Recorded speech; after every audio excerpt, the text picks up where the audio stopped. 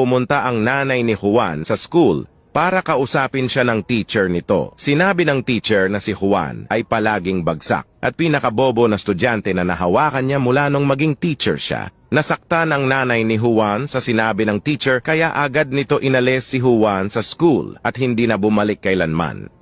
20 years later, nagkaroon ng kakaibang sakit sa puso ang teacher at ang tanging solusyon ay operahan ito ng nag-iisang doktor sa hospital. Ang doktor na ito ang pinakamagaling sa buong hospital. Naging success ang operasyon ng teacher. Unti-unti niyang minulat ang kanyang mata nang makita niya ang isang gwapong doktor. Parang may gusto ito sabihin. Ngunit biglang namutla ang muka nito at biglang namatay. Nagulat ang doktor at nagduda kung bakit nangyari ito. Pagtingin niya sa likod, nakita niya ang kaibigan nating si Juan. Isang janitor sa hospital at tinanggal ang saksakan ng oxygen para lang i-charge ang cellphone niya. Anong akala mo? Naging doktor si Juan?